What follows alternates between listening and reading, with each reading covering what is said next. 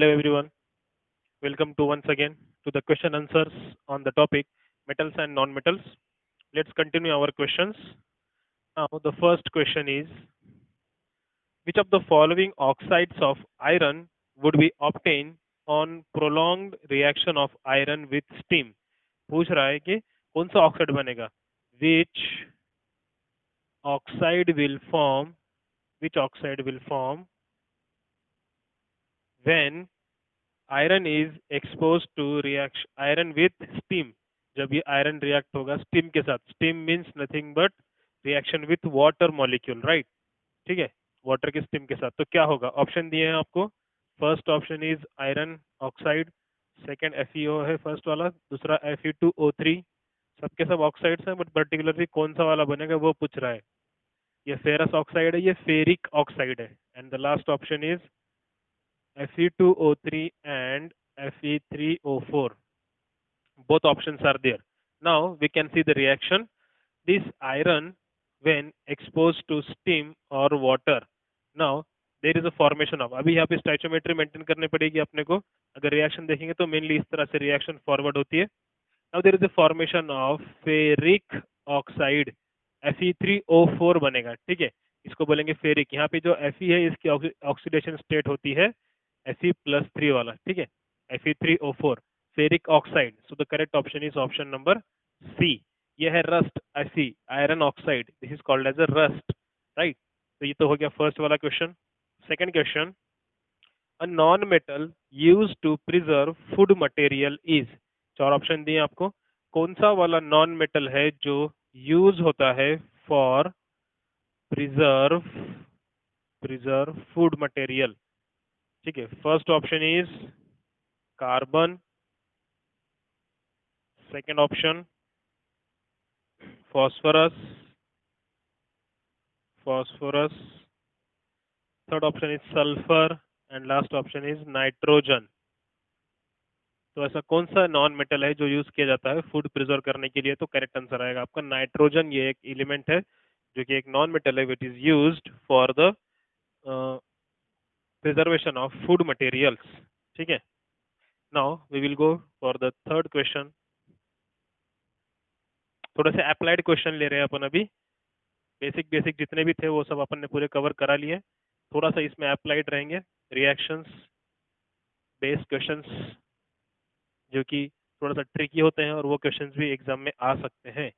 Now the third question is the arrangement of copper, tin, lead, mercury according to reactivity series. आपको चार element दिए, एक दिया है copper, second one is tin, third one is lead means Pb and next one is mercury means Hg। Tin का भी symbol लिख देता हूं मैं Sn और कॉपर का Cu, राइट? ये चार एलिमेंट दिए आपको, इनको अरेंज करने के लिए बोला है रिएक्टिविटी सीरीज के हिसाब से। तो मैंने आपको रिएक्टिविटी सीरीज लिख कर रखी है साइड में यहीं पर।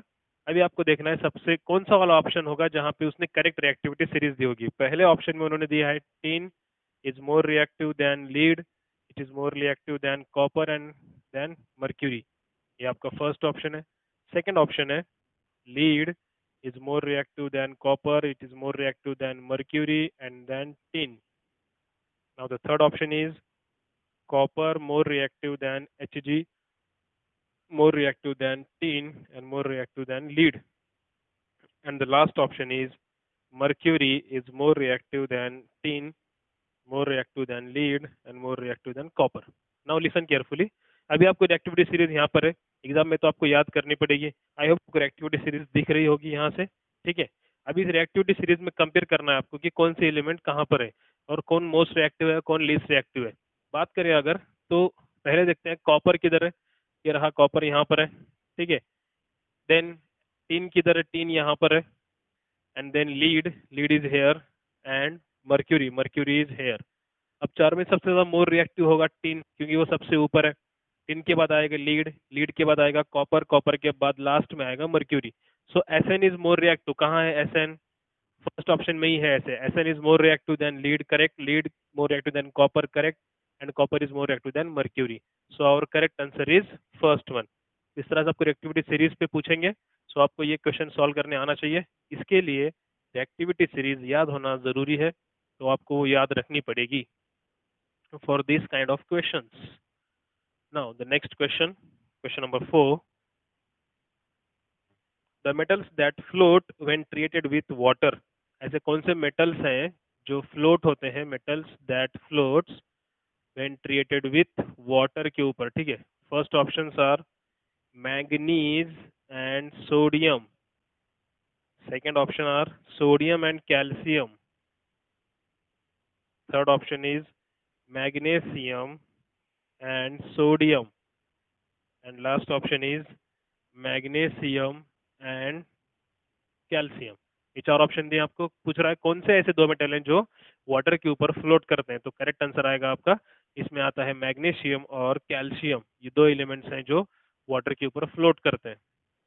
Now the fifth question, aluminium is use for making cooking utensils. अपने को पता है कि अपने जो यूटेंसिल्स होते हैं उसके अंदर एल्यूमिनियम यूज होता है। Then which of the following properties of aluminium are responsible for the same. कौन सी प्रॉपर्टी उसके अंदर आती है एल्यूमिनियम के अंदर? आपको ऑप्शन दिए हैं, गुड थर्मल कंडक्टिविटी, एल्यूमिनियम जो है अच्छा थर्मल कंडक्टिविटी है, हीट जो है उसको एब्जॉर्ब करता है और कंडक्ट करता है। गुड इलेक्ट्रिकल कंडक्टिविटी है, या डक्टिलिटी है, या हाई मेल्टिंग पॉइंट है। तो इसमें से प्रॉपर्टी आएंगे उसके दो, करेक्ट वाला पहला तो आएगा गुड थर्मल कंडक्टिविटी, ठीक है, एंड सेकंड जो करेक्ट ऑप्शन आएगा वो होगा हाई मेल्टिंग पॉइंट। ये दो ऑप्शन उसके करेक्ट आएंगे, ठीक है। Now the next question, question number 6, when hydrochloric acid is added to barium hydroxide, when hydrochloric acid is added to barium hydroxide, a white colored compound is formed, which option gives the complete chemical reaction? आपको यहाँ पे चार reaction दिए हैं उन्होंने, white coloured compound is form, और पूछ रहा है कौन सा कंपाउंड बनेगा, ठीक है। अपन बनाते हैं यहाँ पे कंपाउंड, और आपको चार ऑप्शन दिए यहाँ पे नीचे उन्होंने, ठीक है। First option is HCl plus BaOH taken twice gives BaCl2 plus 2HOH, ऐसे लिखा है। सेकेंड ऑप्शन दिया उन्होंने, 2 molecules of HCl plus BaOH taken twice gives BaCl2 plus 2 molecules of HOH। Means इसको सिंपली आप H2O भी कंसिडर कर सकते हैं, ठीक है। चलो पहले रिएक्शन देख लेते हैं। अभी HCl जो है किस तरह से स्प्लिट होगा, H प्लस Cl माइनस, ये कैसे स्प्लिट होगा, Ba plus plus OH minus, ऐसे दो आयन्स हैं यहाँ पे, राइट। अभी ये जो बेरियम है ये कहाँ जाएगा, इधर का पॉजिटिव वाला रेडिकल इसके निगेटिव वाले रेडिकल के पास जाएगा, बट बेरियम को जो है दो पॉजिटिव चार्ज है इसलिए दो क्लोराइड आयन लगेंगे, इसलिए यहाँ पे 2HCl लिख दिया अपन ने। तो 2HCl plus BaOH taken twice क्या बनेगा, BaCl2 बनेगा, और बाहर क्या निकलेंगे, 2 molecules of water, so 2H2O या फिर 2HOH। इस तरह का ऑप्शन आपको सेकंड ऑप्शन में ही मिल गया है, सो और option second will be the right answer.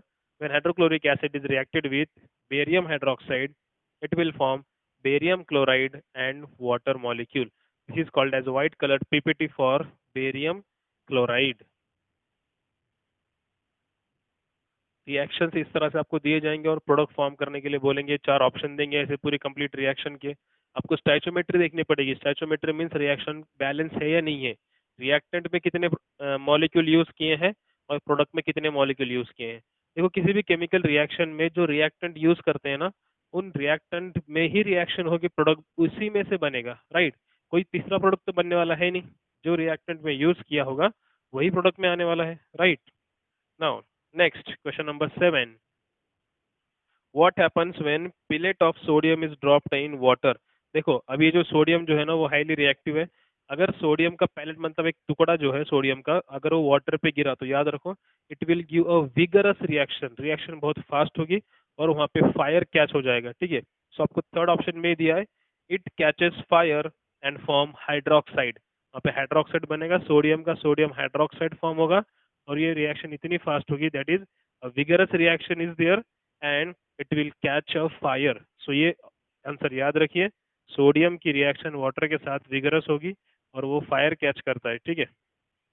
Now next question, A chemical reaction between piece of copper and nitric acid is given by the chemical equation. Question number 8 दिया है, एक copper का piece है, reaction with nitric acid दिया है, HNO3 दिया है, और प्रोडक्ट दिए हैं आपको CuNO3 taken twice plus hydrogen gas दिखा है. What can be the inferred from the chemical reaction, chemical equation? अब यहाँ पे पूछ रहा है इसमें करेक्ट ऑप्शन कौन सा है जो इसके अंदर कैरी आउट हुआ है. अभी अगर अपन देखेंगे ना इसमें, तो कॉपर जो है Cu प्लस प्लस के स्टेट में होगा, यहाँ से H प्लस होगा और यहाँ पे NO3 माइनस आएगा, राइट. अभी जो Cu प्लस प्लस है ये रिएक्ट करेगा NO3 माइनस के साथ, यहाँ पे दो मॉलिक्यूल लगेंगे ताकि NO3 टेकन ट्वाइस जो है एक कॉपर एटम के लिए सेटिस्फाई हो जाए. दो पॉजिटिव के लिए दो नेगेटिव आ जाएंगे, फिर NO3 के दो माइनस आ गए तो, और बाहर H2 गैस दिखाया गया है. तो ऑप्शन दिए है यहाँ पे, copper causes the oxidation of HNO3 to form NO2 form water. ये सब NO2 तो फॉर्म हुआ ही नहीं है, कॉपर नाइट्रेट फॉर्म हुआ है, तो ये ऑप्शन तो गलत है. Second, hydrogen gas gets oxidise by HNO3 to form water. अभी देखो यहाँ पे क्या बोल रही है. अच्छा, आगे कंटिन्यू और एक स्टेप में रिएक्शन दिखाई है उन्होंने, H2 plus again HNO3 gives water plus NO2. दो स्टेप में रिएक्शन दिखाई है. पहले स्टेप में ये वाली बन गई और फिर उसी H2 को जो है फिर से नाइट्रिक एसिड के साथ कंबाइन किया और वाटर और नाइट्रोजन डाइऑक्साइड बनाया है. तो यहाँ पे सेकंड केस में जो है यहाँ पे सेकंड ऑप्शन अपना करेक्ट आएगा, जो कि hydrogen gas get oxidise and by HNO3 to form water. जब वाटर मॉलिक्यूल होगा, हाइड्रोजन यहाँ पे, ऑक्सीजन इसके साथ में नहीं है. एंड जब भी अपन बात करते हैं ना कि ऑक्सीजन जो है, ऑक्सीडेशन जो है, ऑक्सीडाइज मतलब एडिशन ऑफ ऑक्सीजन, तो हाइड्रोजन के साथ यहाँ पे क्या ऐड हुआ है, ऑक्सीजन ऐड हुआ है, मींस हाइड्रोजन इज ऑक्सीडाइज. तो ये वाला ऑप्शन करेक्ट है. ऑक्सीडेशन मींस, ऑक्सीडेशन को अपन तीन टाइप के केस में डिफाइन कर सकते हैं, अपने को पता है, oxidation and reduction. So there are three types of chemical definitions में. फर्स्ट जो है ऑक्सीडेशन में क्या होता है, एडिशन ऑफ ऑक्सीजन होता है. रिडक्शन में जो है रिमूवल ऑफ ऑक्सीजन होता है, राइट. सेकेंड केस, यहाँ पे रिमूवल ऑफ हाइड्रोजन होता है, तो यहाँ पे एडिशन ऑफ हाइड्रोजन होता है, right. Here loss of electron and here gain of electron होता है, राइट. इस तरह से आप ऑक्सीडेशन को डिफाइन कर सकते हो. तो यहाँ पे हाइड्रोजन के क्या है, एडिशन हुआ है ऑक्सीजन का, so hydrogen get oxidise and form water, so this is the right answer. ठीक है, और उसको ऑक्सीजन किसने दिया है, HNO3 ने दिया है. So hydrogen gas gets oxidise by HNO3 to form water molecule. This is the right answer. So ये अपना करेक्ट आंसर आएगा. चलते हैं नेक्स्ट क्वेश्चन की तरफ.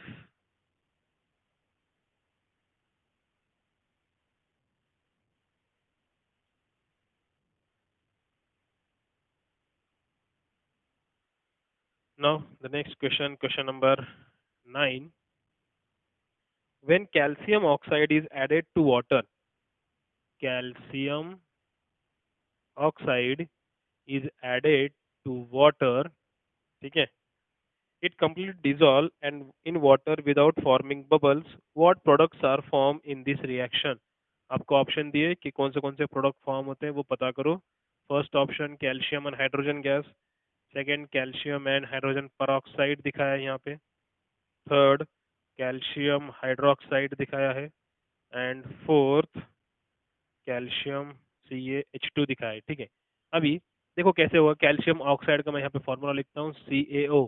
अगर आप इसको स्प्लिट करोगे ना तो क्या क्या निकलेगा, Ca plus plus O minus minus. अगर वाटर मॉलिक्यूल को स्प्लिट करोगे तो H प्लस और OH माइनस. यहाँ पे वाटर के दो मॉलिक्यूल लगेंगे.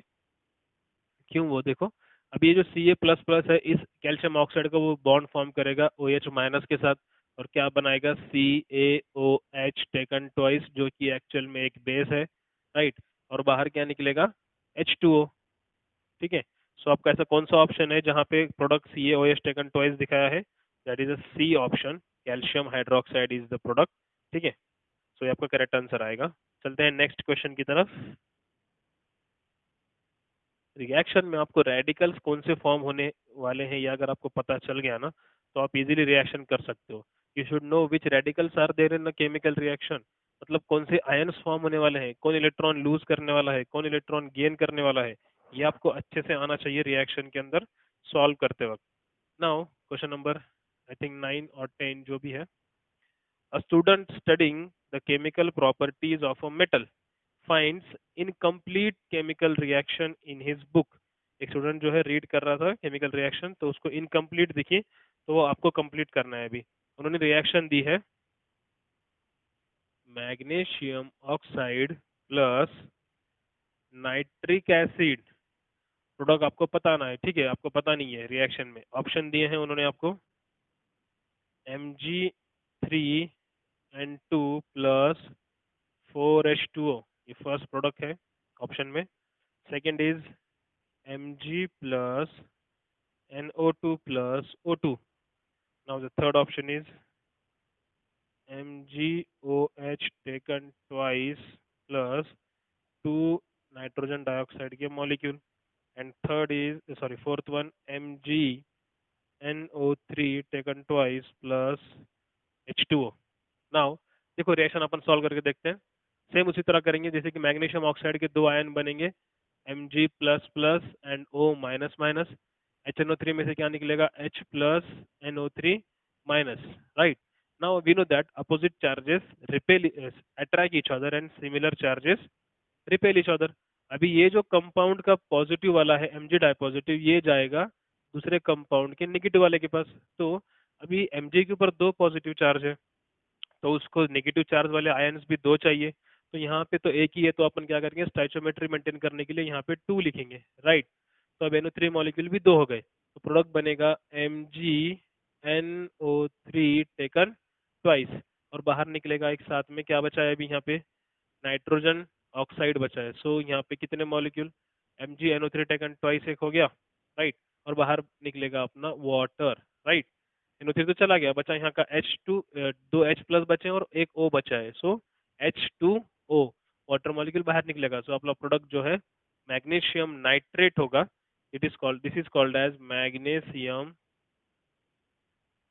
नाइट्रेट, मैग्नीशियम नाइट्रेट, और बाहर क्या निकलेगा वाटर, साथ में बाई प्रोडक्ट बनेगा, ठीक है। सो ऑप्शन यहाँ पे भी नहीं है, यहाँ पे भी नहीं, हाँ option D will be right. MgNO3 taken twice plus water, this will be our product। now going to the next reaction।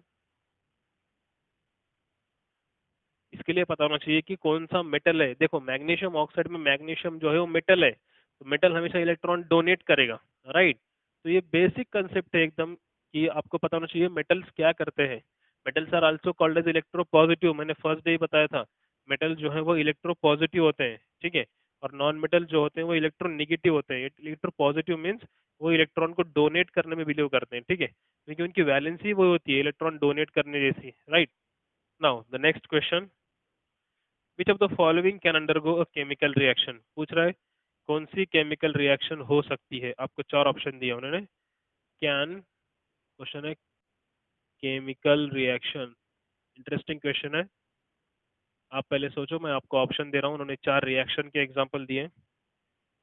MgSO4 plus Fe, ये फर्स्ट ऑप्शन है। Second ZnSO4 plus Fe, third option is MgSO4 plus lead, and fourth option is CuSO4 plus Fe। Now think about it, क्या कौन से base पे इन्होंने ये question दिया होगा इस तरह से कि कौन सी रिएक्शन होगी और कौन सी रिएक्शन नहीं होगी, ठीक है। अभी थोड़ा सोचो, ये जो मैग्नीशियम सल्फेट है, राइट, मैग्नीशियम सल्फेट में आपको दो आयन निकलते हैं। कौन से एक तो निकलेगा Mg प्लस प्लस, दूसरा होगा SO4 माइनस माइनस। मतलब सॉल्यूशन के अंदर Mg डायपॉजिटिव के आयन है सपोज। अब Mg डायपॉजिटिव के आयन के साथ आप उसमें ऐड कर रहे हो आयरन, ठीक है। अभी यहाँ पे मेन कंसेप्ट आती है रिएक्टिविटी सीरीज की, जो अपने को वहां पे दिखाई है ना मैंने, वो यहाँ पे सोचना पड़ेगा। क्या सोचना पड़ेगा कि ऑलरेडी मैग्नीशियम वहां पर है सल्फेट के साथ। अब ये जो आयरन अपन ने डाला है ना, अगर ये आयरन जो है मैग्नीशियम से ज्यादा रिएक्टिव होगा, तो SO4 क्या करेगा, इसको छोड़ के इधर आएगा बॉन्ड फॉर्म करने के लिए, Fe के पास आएगा। और अगर Fe जो है इससे भी लो रिएक्टिव होगा, तो ये यहाँ पे कुछ नहीं कर पाएगा, मतलब यहाँ पे नो रिएक्शन होगी, राइट। समझ में आ रहा है। अगर मैग्नीशियम से ऊपर वाला आयरन होगा लिस्ट में, सो आयरन क्या कर सकता है, इसको डिस्प्लेस कर सकता है, this is called as displacement reaction. अगर आयरन मैग्नीशियम से ज्यादा रिएक्टिव होगा, so Fe can displace the magnesium and the product will be FeSO4। But पहले चेक तो कर लो, देखो मैग्नीशियम कहाँ पर है, यहाँ पर है मैग्नीशियम, और आयरन कहाँ पर है, नीचे है। तो नीचे वाला जो एलिमेंट है वो मैग्नीशियम जो ऊपर वाला एलिमेंट है उसको डिस्प्लेस नहीं कर सकता, तो यहाँ पे रिएक्शन नहीं होगी, this is no reaction, right? Because the elements which are down in the reactivity series, they cannot displace the elements which are upside in the reactivity series. देखते हैं सेकंड ऑप्शन, ZnSO4 में से क्या निकलेगा, Zn plus plus and SO4 minus minus. देखते हैं zinc कहाँ पर है और आयरन कहाँ पर है, आयरन तो यहाँ और जिंक, हाँ जिंक भी आयरन के ऊपर ही है, मतलब आयरन फिर से नीचे आ गया, नीचे वाला एलिमेंट ऊपर वाले एलिमेंट को डिस्प्लेस नहीं कर सकता, so here will be no reaction. देखते हैं थर्ड केस में, यहाँ पे क्या होगा, Mg plus plus again, okay. तो मैग्नीशियम और लीड, देखो लीड तो यहाँ पर है और मैग्नीशियम फिर से ऊपर है, मतलब लीड मैग्नीशियम को रिप्लेस नहीं कर सकती, again there will be no reaction. And in last case Cu plus plus SO4 minus minus. अभी देखो कॉपर किधर है, कॉपर कॉपर कॉपर, हाँ नीचे है कॉपर, और आयरन ऊपर है। सो अब ये जो आयरन ऊपर है ना, तो आयरन क्या कर सकता है, कॉपर को अभी डिस्प्लेस कर सकता है, तो रिएक्शन क्या बनेगी फिर, FeSO4 प्लस कॉपर, ठीक है। This will be a correct chemical reaction, so our option will be D option will be our correct answer. So अभी इस तरह से आपको रिएक्टिविटी सीरीज की हेल्प लगती है, सो आपको ये याद होनी ही चाहिए। इस तरह से आप कौन सा एलिमेंट किस एलिमेंट को डिस्प्लेस कर सकता है, ये जरूरी है जानना। जो एलिमेंट्स डाउन द है, नीचे वाले एलिमेंट्स ऊपर वाले एलिमेंट्स को डिस्प्लेस नहीं कर सकते हैं, ठीक है। This there will be a main condition that the below elements will cannot displace the upper side elements in the reactivity series. Now let's go to the next question.